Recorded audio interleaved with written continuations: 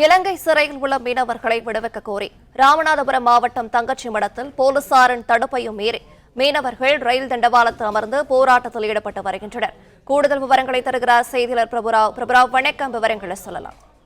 நிச்சயமாக எல்லை தாண்டி மீன்பிடித்ததாக ராமநாதபுரம் மாவட்டத்தைச் சேர்ந்த 61 மீனவர்கள் கடந்த மீன்பிடி தடைகாலம் முடிந்து 55 நாட்களில் கைது செய்யப்பட்டார். அது மட்டுமில்லாமல் கடந்த 2024ஆம் ஆண்டு கைது செய்யப்பட்ட 20 மீனவர்கள் 2 ஆண்டுகள் சிறை தண்டனை விதிக்கப்பட்டும், அதே போல் 2025 ஆண்டு சிறைப்பிடிக்கப்பட்ட 8 மீனவர்கள் 2 ஆண்டுகள் சிறை மொத்தமாக சிறை தண்டனை விதிக்கப்பட்ட 28 மீனவர்களும் அதுபோல் 40க்கும் மேற்பட்ட மீனவர்கள் நீதிமன்ற காவலிலும் இலங்கை சிறையில் தடுத்து வைக்கப்படும். இந்த மீனவர்களை உடனடியாக விடுதலை செய்ய வலியுறுத்தி தொடர்ந்து ராமேஸ்வரம் அனைத்து விசைப்படகு மீனவர் சங்கம் சார்பில் காலவரற்ற வேலைநிறுத்த போராட்டம் அறிவித்து தொடர்ந்து மீனவர்கள் காலவரற்ற போராட்டத்தில் ஈடுபட்டு வந்த இந்நிலையில் மீனவர்களின் அடுத்த கட்ட போராட்டமாக தற்போது தங்கச்சிமடம் யாகப்பா பள்ளிக்கு பின்புறம் இருக்கக்கூடிய அந்த ரயில்வே கேட்டுக்கு அருகே பேரணியாக மீனவர்கள் மற்றும் சிறையில் உள்ள மீனவர்களின் குடும்பத்தினர் பேரணியாக வந்தார். அவர்களை அந்த ரயில்வே கேட் அருகே போலீசார் தடுத்து நிறுத்தினர். இருப்பினும் போலீசாரின் தடுப்பையும் மீறி தற்போது அந்த மீனவர்கள்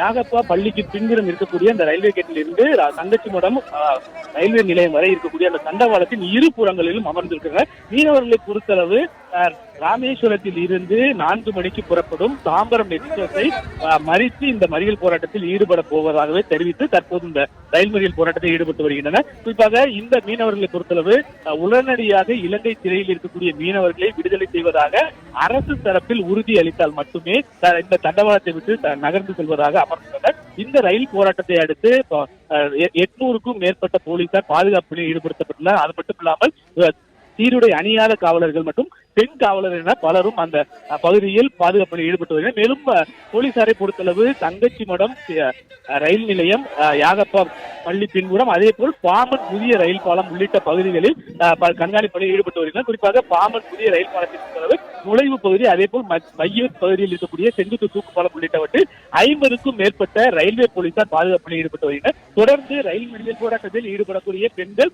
மத்திய மாநில அரசுக்கு எதிராக கோஷங்களை எழுப்பி வருகின்றனர்.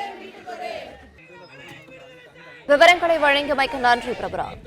பிளே ஸ்டோர் மற்றும் ஆப் ஸ்டோரில் இருந்து பாலிமர் செயலியை QR கோடு மூலம் பதிவிறக்கம் செய்யுங்கள். செய்திகளை உடனுக்குடன் பெறுங்கள்.